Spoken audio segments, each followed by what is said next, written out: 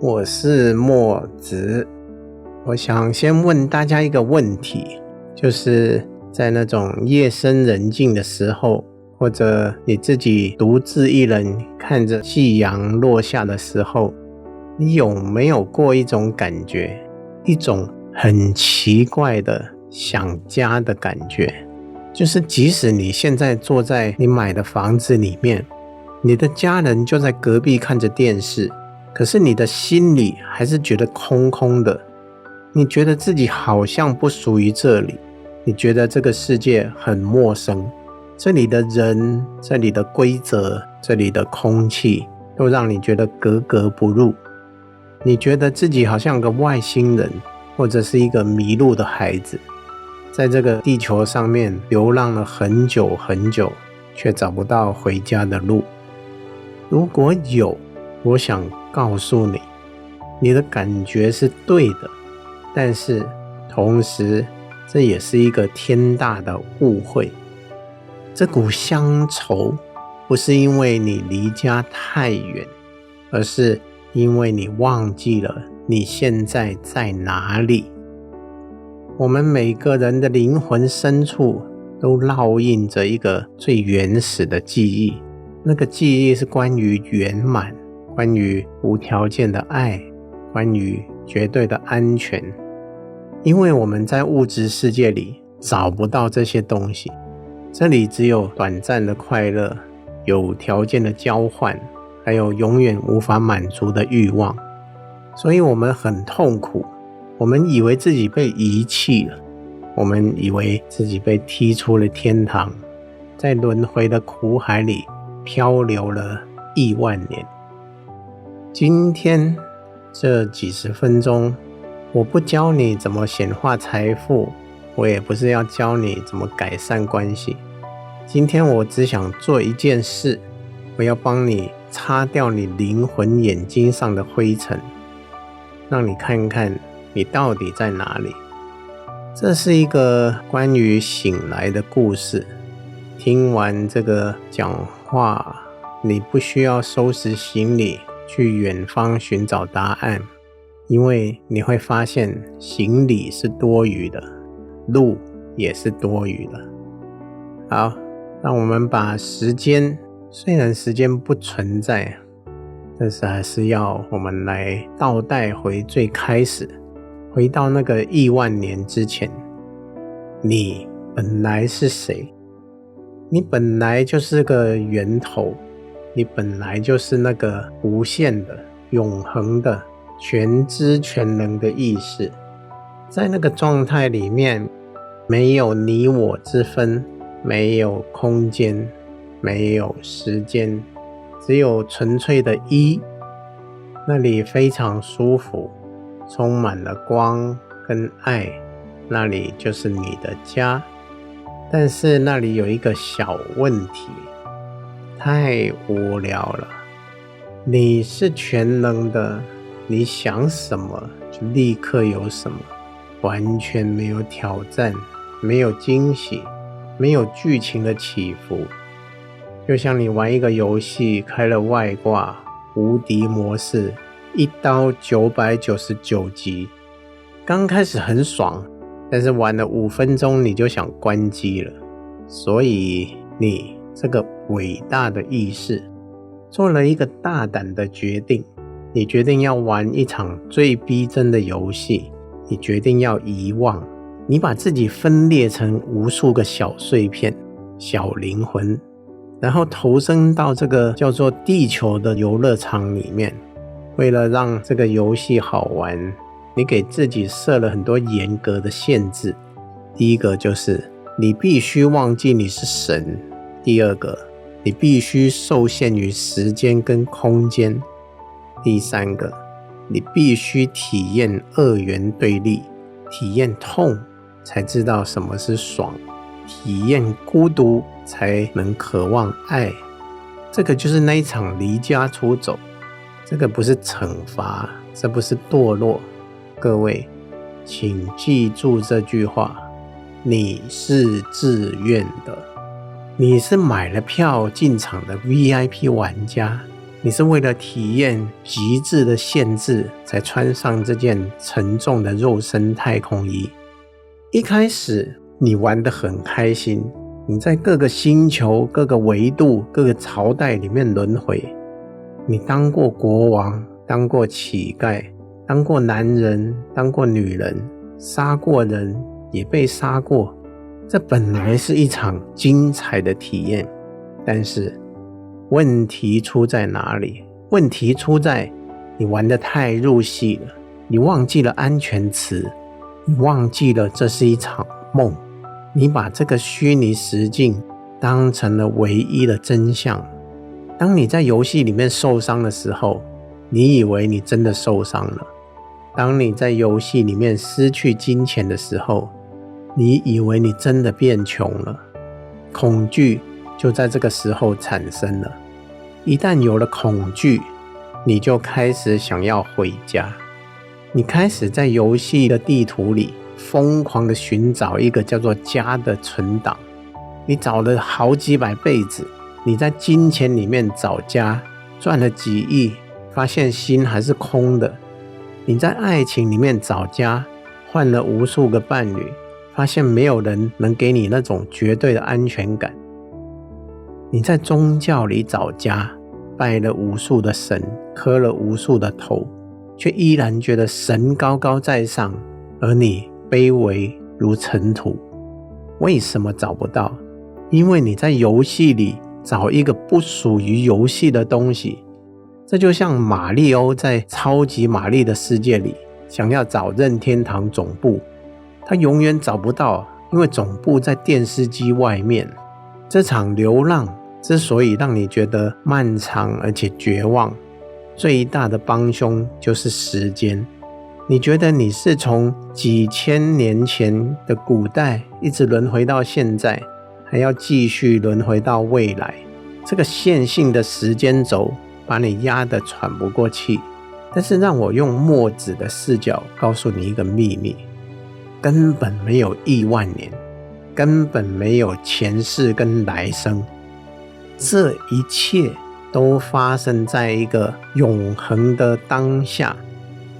想象你在看电影，电影里面讲述了一个人的一生，从出生到老死，经历了80年。但是对放映机来说，胶卷是一起存在的。对坐在电影院的你来说，这80年只是你当下这2小时的体验。所有的轮回，所有的剧本，其实都是同时存在的。你只是拿着你的意识聚光灯，在这个巨大的全息资料库里面扫描，扫到哪里，哪里就是你的现在。所以你并没有真的在流浪，你只是在做一场关于流浪的梦。你感觉很累，是因为你背负了过去记忆的包袱。你告诉自己，我受过很多伤，我有原生家庭创伤，我有业力要还。这些故事就是把你锁在游戏里这个迷宫的墙壁。这个就像你在做噩梦，梦里面有怪兽追你，你跑得气喘吁吁，心脏都快要跳出来。你觉得你跑了一整晚，跑了几百里，但是当你醒过来的那一瞬间，你会发现什么？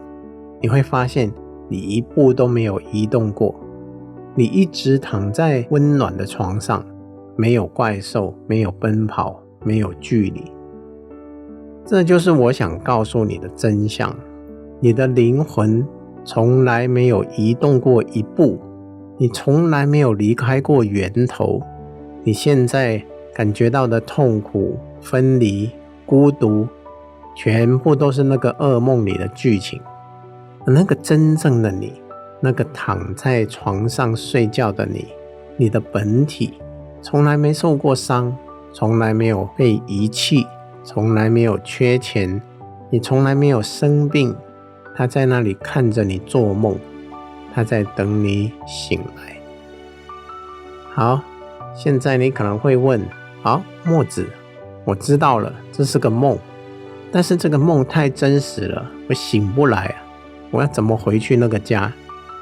这个就是一个最大的悖论。你不能回去，因为你没有离开。如果你试图走回家，你就是在承认你离家很远，这是在加强幻象。回家的唯一方式不是向前走，而是停止，彻底的停止。好，现在我们来简单的做一个练习，请大家闭上眼睛，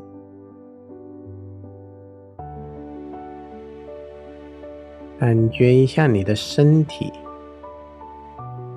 感觉一下你的呼吸。现在试着去找一下那个正在感觉的人是谁？是你的大脑吗？还是你的眼睛？再往后退一步，再往后退一步，在你的思想背后，在你的情绪背后，有没有一个安安静静的背景？它就像电影荧幕一样，电影里不管是失火了、淹水了、杀人了，还是相爱了，那个荧幕有没有被火烧到？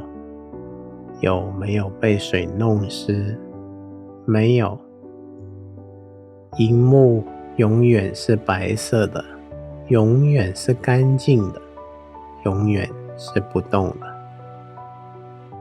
那个荧幕就是你家，那个荧幕就是真正的你。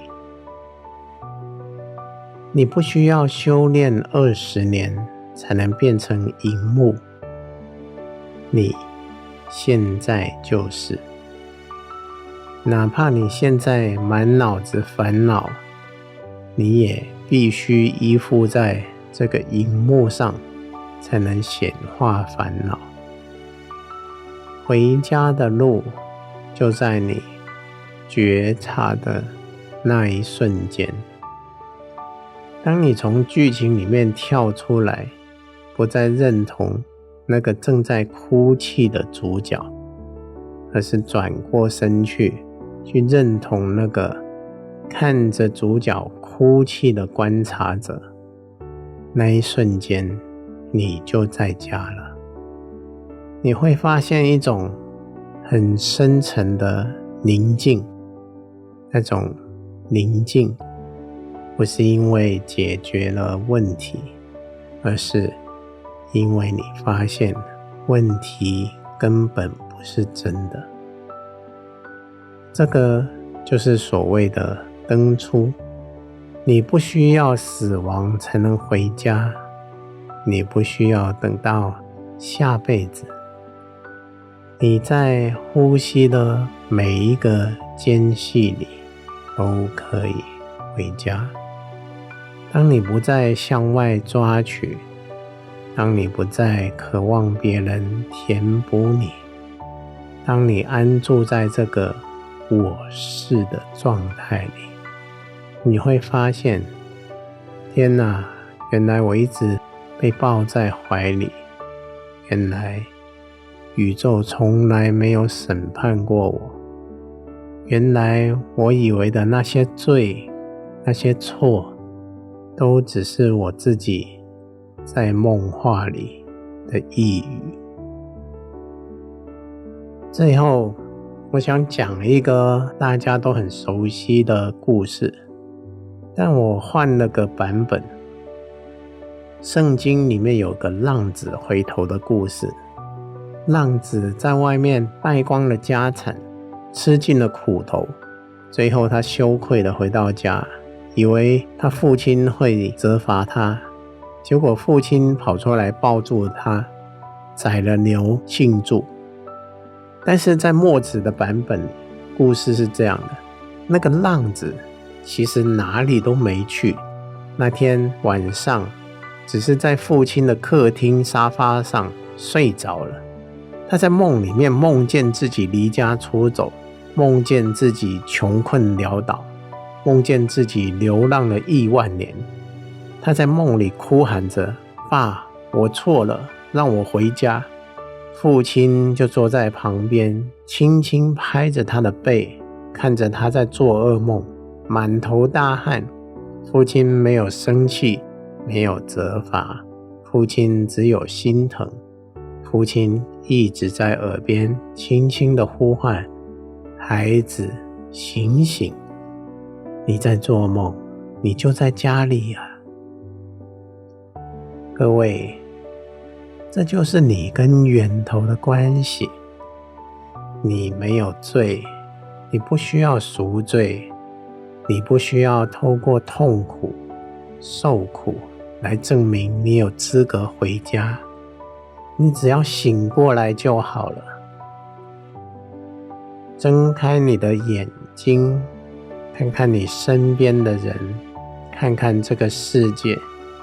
虽然这是一场梦，虽然这是一场全息投影，但既然醒过来了，既然知道自己是安全的，既然知道家就在心里，我们就可以换一种心情来玩这个游戏。以前你是为了生存而战，玩得很恐惧，现在你知道你是无敌的玩家，你可以开始享受这个风景，你可以去爱人而不怕受伤，你可以去创造而不怕失败，你可以大胆去体验这场地球之旅，因为你知道，无论你在游戏里跑到多远的地方，你真正的本体永远安稳地坐在源头的客厅里，被无限的爱包围着。流浪了亿万年，辛苦了，欢迎回家。祝福大家在每个当下都能认出那个从未离开的自己。再见。